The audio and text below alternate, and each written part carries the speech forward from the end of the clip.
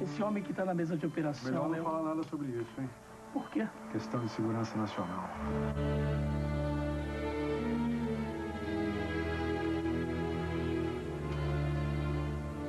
Anselmo?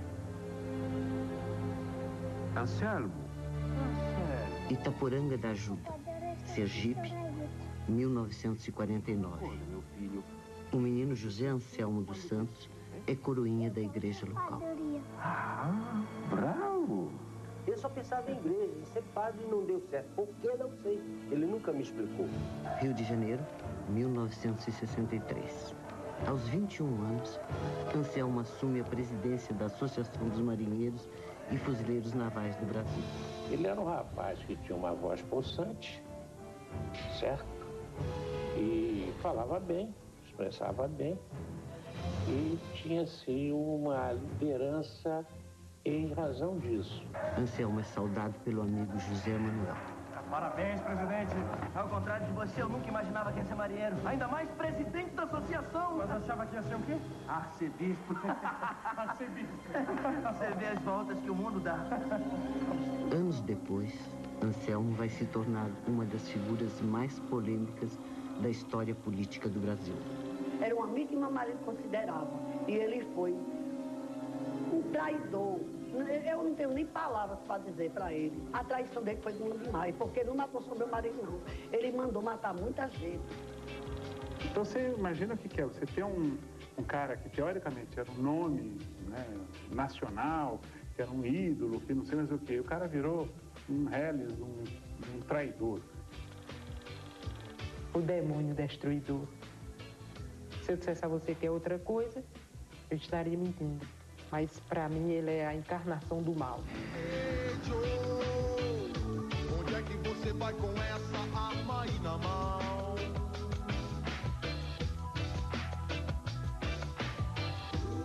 Ei, Joe, esse não é o atalho pra sair dessa condição. Vai pro tira, olha ligado, tira que tira, tem que tá aqui bom para todo lado. Meu irmão, aqui estou por causa dele. Vou te dizer,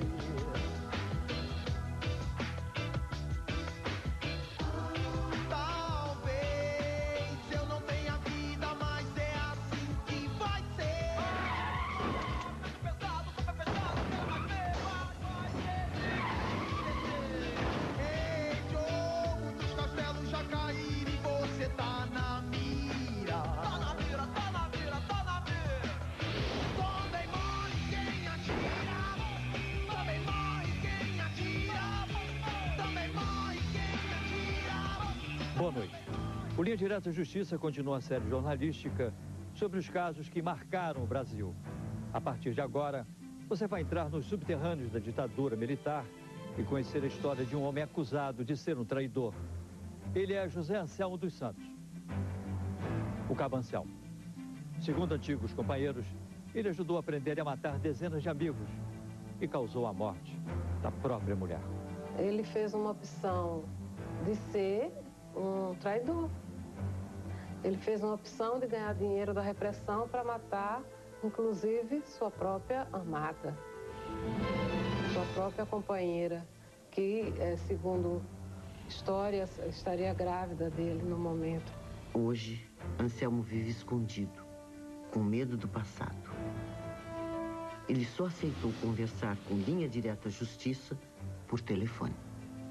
Anselmo, você se considera um traidor? Eu fui traidor no momento em que traí o meu juramento à bandeira, o meu juramento à minha pátria. Meu filho, eu sou simplesmente um cara que ganhou consciência, que viveu em Cuba, que viu como era o Estado social totalitário, né? E que não queria nada disso para o Brasil, que assinou uma carta ao Fidel Castro dizendo que não queria aquela merda para o Brasil. E que nós tínhamos tradições cristãs, que o povo brasileiro era cristão, que o povo brasileiro tem alguns princípios. Ele é odiado pelos dois lados. A esquerda que acredita que ele foi um traidor e que traiu a causa, e a direita que acredita que ele foi um traidor da pátria e que era um comunista, um terrorista, enfim. Dentro da comissão de anistia, A pergunta que nós vamos ter que responder é: Cabo Anselmo foi um perseguido político ou foi um perseguidor? Rio de Janeiro, 25 de março de 1964. Os marinheiros reivindicam um regime disciplinar mais flexível e um aumento salarial. Anselmo faz um discurso no aniversário da associação. Quem tenta subverter a ordem nesse país não são os marinheiros, como também não são os operários nem os estudantes.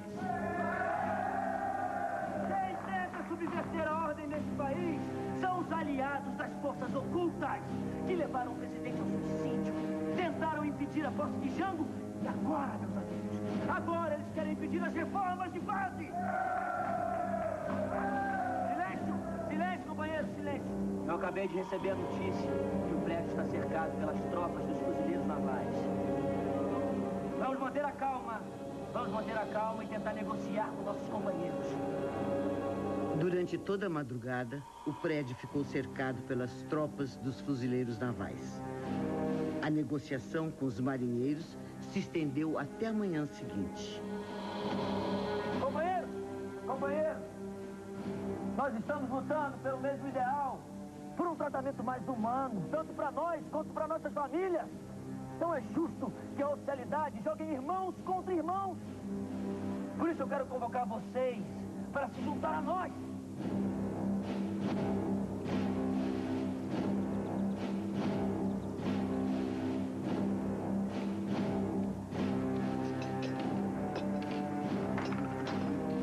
E aí vários fuzileiros largaram os fuzis, as armas no chão e entraram no sindicato. Daí a tropa foi substituída pela PE do Exército. A polícia do Exército prende todos os amotinados.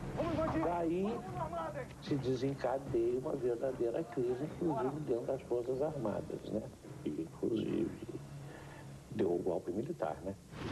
No dia 31 de março de 1964, os militares deram o golpe e assumiram o poder no país. A imprensa passou a sofrer censura. Políticos, jornalistas e líderes sindicais, entre eles Anselmo, foram presos e caçados. Os anos de 61 a 64 foram anos de grandes lutas sociais e no contexto dessas lutas acabou se gerando o famoso programa das reformas de base. E isso gerou um clima de radicalização no Brasil muito grande. As direitas e as esquerdas começaram a se preparar cada vez mais para um grande enfrentamento. Depois de quase um ano preso, Anselmo foge. É que não foi tão difícil. Desse jeito a gente derruba esses milicos em pouco tempo. Então, qual é o próximo passo? A gente está encarregado de te levar para São Paulo. Depois de um tempo que ele ficou escondido em São Paulo, ele foi levado para a fronteira, entregar ao pessoal do Brizola e dar ao Brizola mandou como representante para a Cuba. Ex-governador do Rio Grande do Sul, Leonel de Moura Brizola, era deputado federal quando foi caçado. Ele tinha se refugiado no Uruguai, de onde liderava um grupo de resistência ao golpe militar. Os militares não vão querer entregar o ouro assim de mão beijada. Vamos ter que partir para a luta armada. E é aí que tu entras com tua experiência. Mas que é muito pouca, governador. É verdade, meu cara, e é por isso que eu vou te mandar para Cuba. Vais aprender as táticas e técnicas de guerrilha. Claro que nossa política será diferente. Vamos misturar os temperos. Colocar um pouco de pimenta nessa churrascada. Pode contar comigo, comandante. Predominava entre todas essas organizações a ideia de que o povo brasileiro estava maduro para um enfrentamento radical. Cuba, fim dos anos 60. Anselmo participa de um treinamento de guerrilha. Ele conhece a militante Soledad Viedma. A paraguaia Soledad Barré Viedma falava vários idiomas e tinha estudado na União Soviética. A União Soviética sempre foi uma base de retaguarda, uma base de formação teórica e prática para esses revolucionários, assim como Cuba. Parabéns, a companheira é muito destemida. Quero estar preparada para servir à revolução. Você veio sozinha para Cuba? Com meu marido. Eu não sei se você sabe, mas o manual recomenda que os participantes do grupo devem evitar contatos pessoais. Dá licença. Companheira, seu livro. Ho Chi Minh? Esse é aquele líder do Vietnã? Ele mesmo. Eu não sabia que ele era poeta. Ele fez muitas coisas. Trabalhou num navio como ajudante de cozinha até. Nunca imaginei que a gente fosse companheiro de profissão. Você é cozinheiro? Não, mas eu era da Marinha Brasileira. Meu marido também. Zé Maria Ferreira Araújo, conhece? O Ariboia, claro. Faz tanto tempo que eu não vejo ele.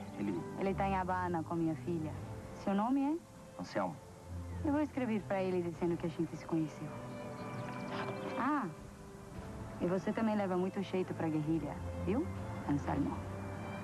A notícia que eu tive dele foram os cubanos me dizendo: entregue a ele todo tipo de responsabilidade militar que possa necessitar, porque ele está apto a ser um grande chefe guerrilheiro. 30 de maio de 1971. Depois de voltar ao Brasil, Anselmo acaba preso em São Paulo. Ele é levado para o Departamento de Ordem Política e Social, o DOPS, o mais temido órgão de repressão da época.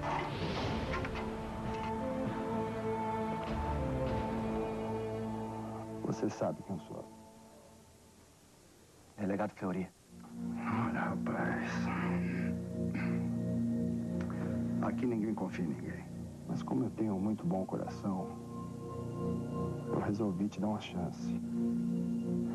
E acho melhor você colaborar. Porque esse negócio de herói é só no cinema. Já vi muito herói aqui dentro chorando, feito criancinha, rapaz.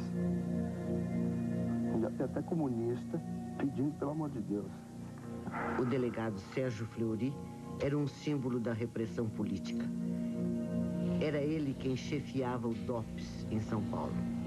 Ele não sabia meleca nenhuma de política, ele perseguiu os terroristas como se fossem bandidos. Sabe, rapaz, eu tô muito preocupado com o futuro do Brasil. Muito preocupado. Acho que você também deveria estar. Afinal, você é um militar, é um patriota. É ou não é? Claro que sou.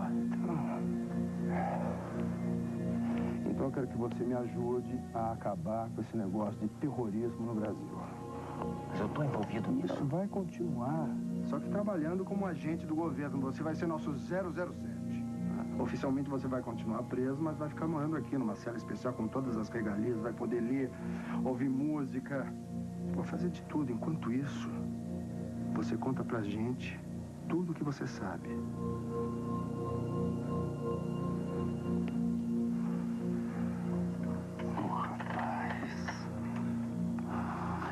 Eu preciso da sua ajuda para atrair seus companheiros para cá. Eu tô ansioso para conversar com eles também. Então. Quando eu fui lá pro Pau de Arara, apanhei, mijei no Pau de Arara, fiquei numa situação constrangedora, eles já tinham toda a informação e muito mais coisa do que eu, como um militante, sabia. Vocês estão subestimando até hoje o nível de informação que as Forças Armadas, que as Forças Policiais tinham de todo o movimento naquela ocasião. Ele não pode nunca, jamais ser comparável a outras pessoas. Outras pessoas abriram porque não conseguiram suportar a dor, a tortura. No caso dele é diferente. Ele fez um acordo. Matar foi a opção dele. Levar as pessoas à morte.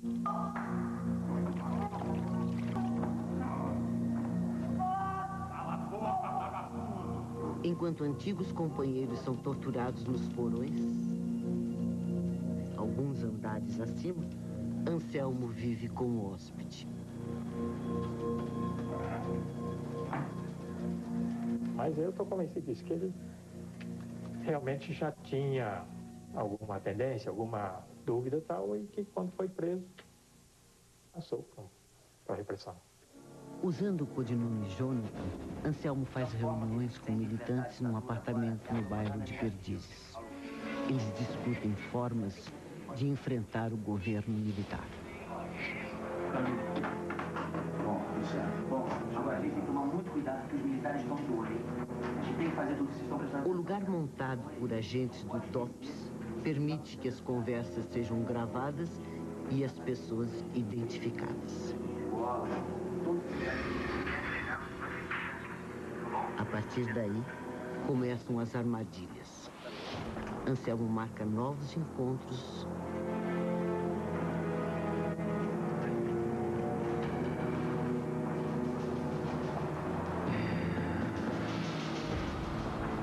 Os militantes são presos e mortos.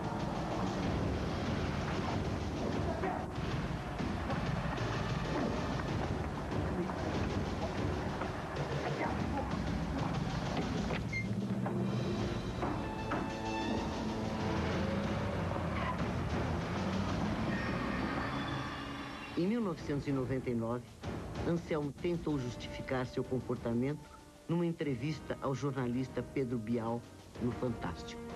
O que eu estava traindo não era eles, não. Eu estava simplesmente reconhecendo que aquilo que eu estava fazendo estava errado.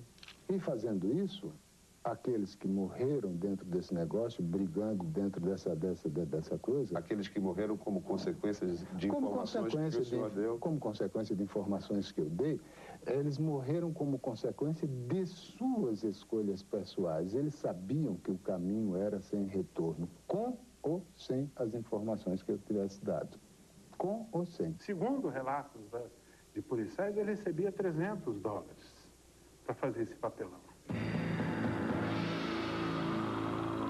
O boato de que o cabo Anselmo era um espião começou a se espalhar.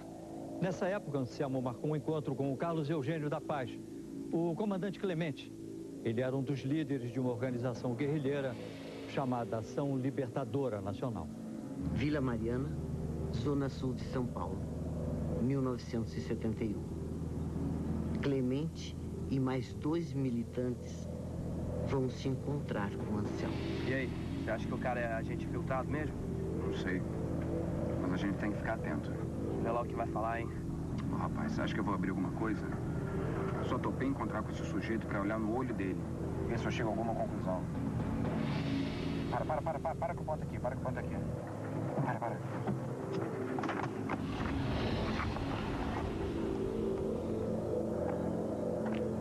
Então, companheiro, qual o problema?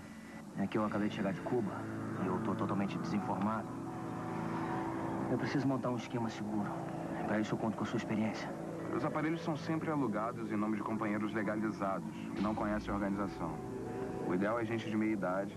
Os melhores bairros são de classe média. Quanto mais perto do centro, melhor. Eu também tô precisando de abrigo.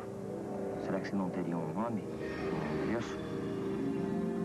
Eu vou ver o que eu posso fazer. A gente se fala através da companheira Catarina. Catarina? Certo. Boa sorte. Pra você também.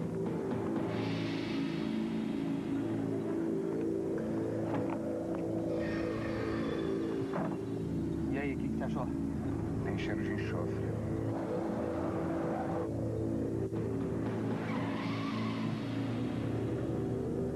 Peraí, ó, eu acho que a gente tá sendo seguido, hein? Tá mesmo, são 2 carros. Não tá confirmado. Filha da mãe virou mesmo dentro duro.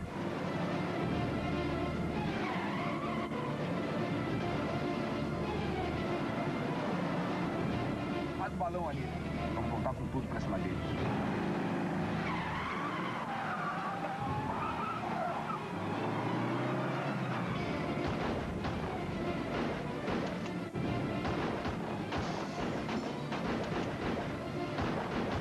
No tiroteio, Fleury é atingido de raspão no nariz. Esse tiroteio dá a certeza de que o cara era um infiltrado. Apesar dos comentários, Anselmo mantém as reuniões com Fleury. Senta aí. Você tem causado um número de baixas significativo nessa corda terrorista, mas é bom não abusar. O boato está correndo solto por aí e nós precisamos mudar de estratégia. Não adianta ficar se arriscando para pescar um bando de sardinhas. Temos que procurar os tubarões. Só que os tubarões não estão dando sopa por aí. Eu sei disso. Por isso que você vai pescar em outras águas. Estou mandando você para o Chile. Lá o pessoal ainda não está muito bem informado do que está acontecendo por aí. Nós vamos nos aproveitar. Você vai fazer contato com o comando da VPR. O ex-sargento do Exército, Onofre Pinto, era o comandante da Vanguarda Popular Revolucionária, a VPR, no Chile. Era um território livre na América do Sul para articulações de esquerda, para organizações de esquerda se prepararem e se organizarem para voltar à luta. Novembro de 1971. Anselmo chega ao Chile e revê antigos companheiros. Bom, a ideia é montar um grupo de resistência a partir do Nordeste. Mas tem que ser um grupo forte, com companheiros experientes, bem treinados. Com isso, a gente tem chance de ganhar o apoio do povo. Eu não sei. A gente precisa estudar isso com calma. Não dá mais tempo, comandante? Agora a gente tem que resolver as coisas com rapidez, senão vai ser tarde demais. O companheiro tem razão. É preciso ter agilidade nas decisões. Vamos plantar a nossa base em Pernambuco. E quando a gente estiver forte o suficiente, a gente desce pelo interior de Alagoas, Sergipe, até a Bahia. Tem tudo para dar certo. Eu dou-me voto de confiança. Se o nosso objetivo é o Brasil, não adianta nada ficarmos acá esperando que alguma coisa aconteça. Está certo. Mas eu preciso consultar outros companheiros do comando da organização. O chefe da organização, em Santiago, no Chile, ele não acreditava ou não queria acreditar na informação que veio de fontes seguras de que o Camões passou a trabalhar para a polícia. Companheiro Zé Manuel, que saudades. Muito obrigado pelo apoio. Eu ia negar ajuda a um velho companheiro. E além do mais, eu tô louco para lutar em minha terra. Ao lado dos meus conterrâneos. Todo mundo estava lá para quê? Para voltar pro Brasil, para continuar a luta. A gente continuava achando que ia dar certo. Companheira, quanto tempo? Eu fiquei sabendo da morte do nosso querido Zé Maria. É o preço que se paga por el triunfo da revolução. E a sua filha? Está em Cuba com a tia. Pero assim que pueda, eu busco a pequenina. O objetivo era matar. Era trazer exilados, trazer banidos e matar. Durante a estada no Chile, Anselmo anota todos os detalhes de seus contatos. Esse documento será enviado para o delegado Fleury. E lá ele descreve todo o cenário, como é que se dava a relação da organização, né, que é a VPR, né, e descreve, inclusive, que ele tinha se ligado afetivamente a uma das pessoas, que é a Soledad Barreto Viedma, que era filha de um dos fundadores do Partido Comunista Paraguaio. Eu esqueci de te agradecer pelo apoio que você me deu. Não tienes nada que agradecer-me. Não te apoiei. Foi isso proposta. Gostei da sinceridade. Acho que já está na hora de ir para casa. Eu te levo lá. Mas antes vamos terminar de tomar esse vinho. Ai, eu não sei. Já estou meio tonta. Eu não li nada no manual do revolucionário que condene um pilequinho de vez em quando. Tem certeza? Absoluta.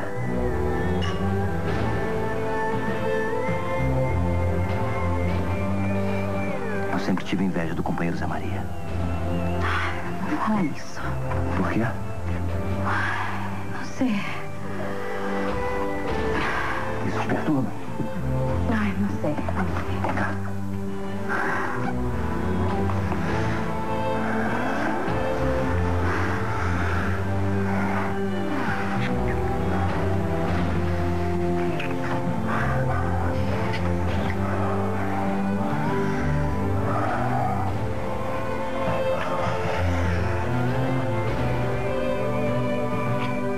Apesar do romance, Anselmo atraiu Soledad para Pernambuco, junto com José Manuel. A eles se uniram Pauline Reistulo, Eudaldo Gomes e Evaldo de Souza, que faziam parte do comando da Vanguarda Popular Revolucionária. São todos exilados que acreditam na possibilidade de retomada da luta armada no Nordeste, através de um cara teoricamente confiável, que seria o Anselmo. O último a se incorporar ao grupo foi Jarbas Pereira. Aos 24 anos, ele trabalhava numa livraria no Recife. Cidade de Toritama, Pernambuco, 1972. Anselmo monta uma farsa. Ele apresenta um outro agente infiltrado no grupo como se fosse um militante. Bom, esse é o companheiro César, meu homem de confiança. Ele vai ser fundamental para os nossos planos. Ele vai como militante da VPR, junto com o Anselmo, mas vai como um misto de carcereiro do Anselmo e segurança do Anselmo. Eu acho que em breve a gente já vai poder praticar algumas ações importantes. Mais alguma questão? Não. Então a reunião está encerrada. Vocês já estão indo embora? Ah, não vão não. Não antes de eu provar minha broa de milho. Fica para outra ocasião. Mas vocês não sabem o que estão perdendo. A broa de milho que a minha mulher faz, olha, é a melhor de todo o Nordeste. Roseli, minha querida, obrigado por tudo e até a volta. O beijo que ele me deu no rosto dentro da minha casa foi um beijo de traição. Que eu disse a meu marido, eu senti falsidade no beijo dele, porque eu não sabia que ele era tão cruel. Porque se eu soubesse que ele era tão cruel, ele não tinha entrado na porta da minha casa. No próximo bloco, a armadilha de Anselmo. Ele atrai a mulher e os amigos para a morte. Não tem dinheiro no mundo de anistia que pague todo o meu sofrimento.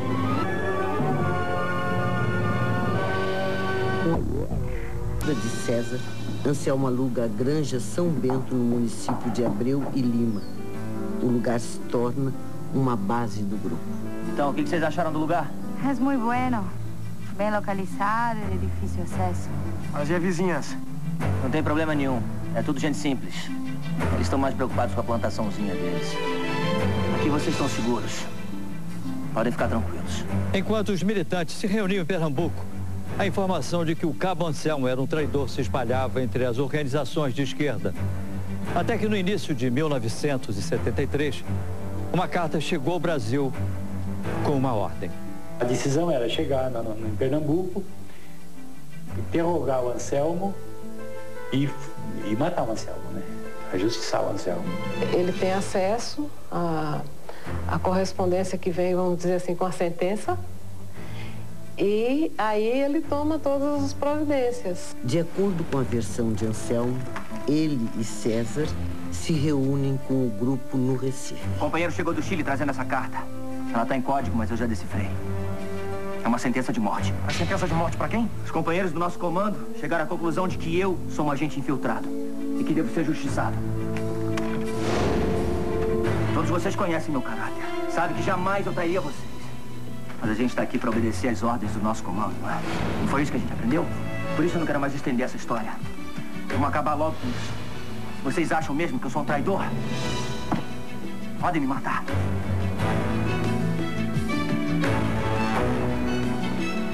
Como você mesmo disse, companheiro, a gente tem um compromisso com a hierarquia da organização. Se a ordem é o justiçamento, então vamos cumprir a ordem. Não, aqui não, companheiro. Os vizinhos podem escutar o barulho dos tiros. E se todos aqui estão a favor da execução, tudo bem. Mas vamos fazer lá na Granja São Bento, que é um lugar muito mais seguro. Segundo Anselmo, ele e César enganaram o grupo e depois fugiram. Eles sabiam que, nesse momento, já havia um plano para matar os outros militantes. No relatório enviado a Fleury, Anselmo entregou todos os seus companheiros e fez apenas uma observação. Foi no momento em que falou de Soledad, a mulher que estaria esperando o filho dele. Ele diz, se fosse possível pedir, se fosse possível pedir, pediria que a solução para ela não fosse a extrema, a final, ou seja, que não matasse. No dia seguinte, os 6 companheiros de Anselmo aparecem mortos na Granja São Bento. Entre eles, Soledad. Na entrevista ao Linha Direta Justiça, o Cabo Anselmo falou sobre as mortes da Chácara São Bento. Levavam tudo para o que era uma versão de esquerda. Inclusive aquela, por exemplo, que a Soledad Barra de Biedma tinha um filho meu e foi morta com um filho meu. Muito bem, a Soledad, ninguém nunca chegou e disse, porra, é verdade. A Soledad chegou num posto de saúde, antes de nós convivermos, porque nós não queríamos filhos, e ela botou um tio. Se ela tinha um filho é porque o tio falhou. Tá? E eu sinto muito que esse filho meu e dela não tenha nascido. Porque eu tenho um grande amor, conservo aqui no meu coração um grande amor pela filhinha dela que eu conheci, com o meu companheiro queridíssimo José Maria, que foi o marido dela em Cuba. Segundo a versão divulgada na época, os militantes teriam sido cercados quando participavam de uma reunião terrorista. Houve um tiroteio e foram todos mortos. A equipe do Linha Direta Justiça localizou moradores da região que contaram o que viram naquele dia. Mas um dos corpos ninguém chegava não, que ele mandava se retirar logo. Ele não queria ninguém aproximadamente dos corpos. Que a polícia e o exército passou, que eram marginais, bandidos, assaltantes, que foram mortos. A repercussão foi de pau, acabou a organização. Foi mais ou menos o enterro da organização. A história do tiroteio na chácara só foi desmascarada mais de 20 anos depois, quando a ditadura militar já tinha chegado ao fim. O governo de Pernambuco investigou o caso e provou que não houve confronto, que não houve nenhum tiroteio. Foi tudo uma farsa. 4 dos militantes mortos tinham sido sequestrados em outro lugar, torturados de forma cruel e assassinados sem nenhuma chance de defesa. Nas dramatizações a seguir, você vai ver como os militantes foram sequestrados. Olá, querida. Bairro de Boa Viagem, Recife, 7 de janeiro de 1973. Soledad e Paulinho são presas numa loja. A comerciante Sonja e o marido dela testemunham a violência dos policiais. Colocaram uma delas, que foi a Paulinho, deitada no chão do carro, botaram os pés em cima dela. Soledad foi colocada num box e saíram amarradas. No mesmo dia, agentes da repressão prendem Jarbas.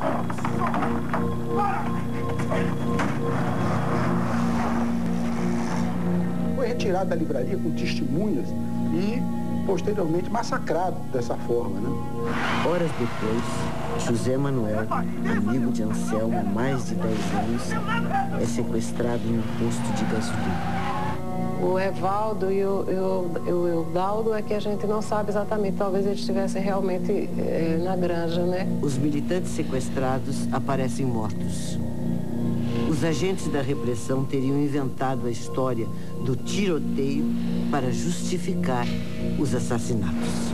As pessoas que foram mortas com sinais de tortura. As 6 pessoas que foram mortas com tiros na cabeça, quer dizer, precisaria ter uma pontaria exímia para poder acertar a cabeça de quase todos. Apesar da morte de José Manuel, a mulher dele, Genivalda, continuou a ser perseguida. Ela afirma que foi presa e estuprada por agentes da repressão. E, por infelicidade, eu engravidei. Engravidei, tive que esconder da minha família.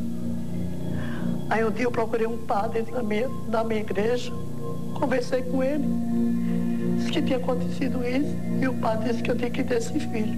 Eu disse, padre, com licença da palavra, quem vai ter esse filho é a que eu não tenho filho de um estrupo, ainda mais de um militares, que eu tenho certeza que foi eles que mataram meu marido. O padre disse, você vai preta pro inferno. Eu disse, pois deixa eu ir preta pro inferno, esse filho eu não tenho. Ah, filha, fique em paz, que Deus te abençoe. Eu procurei uma pessoa para me ajudar e as pessoas me negaram.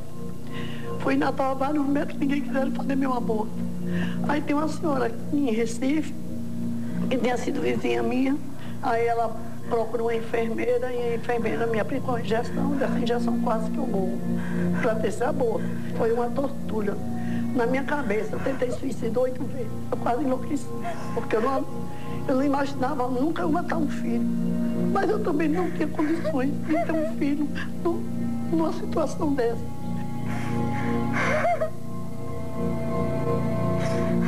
No fim dos anos 90, o governo brasileiro reconheceu que os militantes da Chácara São Bento foram sequestrados, torturados e assassinados. O governo indenizou Genivalda e os parentes das outras 5 vítimas. Não tem dinheiro no mundo de anistia que pague todo o meu sofrimento de meu filho, das minhas 2 filhas, da minha família, de meu pai, da minha mãe, de meu irmão. A seguir, depois de anos escondido, Anselmo provoca polêmica. Ele quer uma indenização do governo. Se ficar caracterizada a condição de anistiado político, ele teria direito a uma indenização.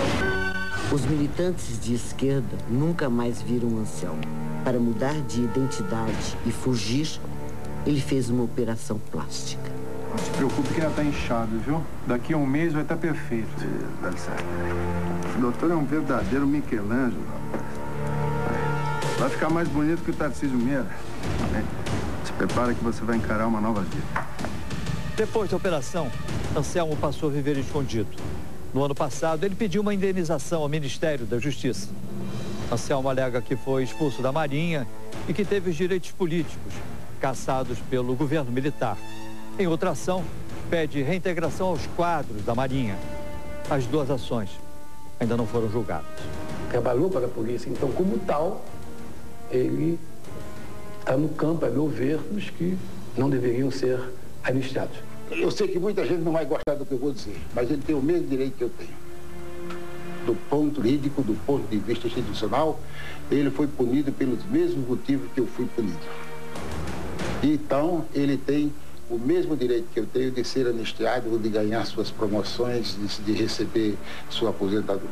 O que ele fez depois é abominável, mas é outra história. A reintegração na Marinha é ridículo, total, né? Agora, pedir indenização é uma canalice muito grande, né? Porque a anistia é para quem cometeu crimes contra o Estado. Ele não, ele cometeu a favor do Estado. A indenização pelo quê? Se ele recebeu. Nós, militantes, nós não recebíamos para lutar contra a ditadura. Ele recebeu para nos torturar, para nos entregar para a tortura. O que tem que se entender é que a indenização da Comissão de Anistia não é uma indenização para a esquerda radical, para os militantes da esquerda radical. É uma indenização a todos aqueles que foram, de alguma forma, prejudicados ou cassados em seus postos ou preteridos de ganhar dignamente a vida em razão do regime que imperava na época. Eu acredito que o processo do Cabo Anselmo, no atual ritmo das nossas sessões de julgamento, deve entrar em pauta até meados do ano que vem. Nós vamos ter que nos imbuir de uma série de elementos que são históricos, sim, que são políticos, sim, mas que são elementos, tão somente elementos para poder subsidiar uma decisão que é técnica. Se ficar caracterizada a condição de anistiado político, ele teria direito a uma indenização reparando toda a sua progressão funcional, como se na ativa estivesse hoje nos quadros da Marinha, né, asseguradas inclusive as suas promoções. Hoje, Anselmo tem 64 anos. Ele pode estar em qualquer cidade do Brasil. Eu, mais uma vez, estou mudando de endereço diversas vezes, milhares de vezes. Um homem que não tem nome, um homem que não tem pátria, um homem que não tem cidadania, um homem que não existe. Que diabo você quer que um homem que não existe?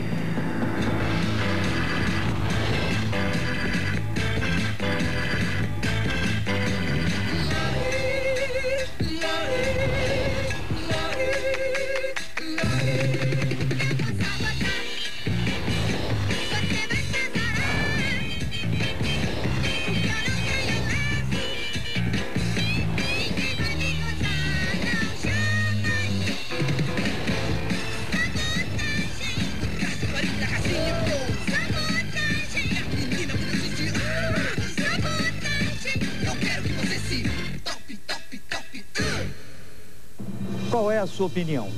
Você acha que o Cabo Anselmo tem o direito de receber uma indenização do governo e ser reintegrado aos quadros da Marinha?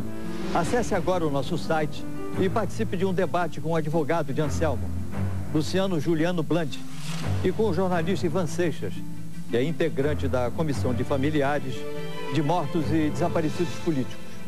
O nosso endereço na internet é www.globo.com/linha direta. Entre e dê a sua opinião. Nós voltamos na próxima quinta-feira, logo depois de A Grande Família. Boa noite, até lá.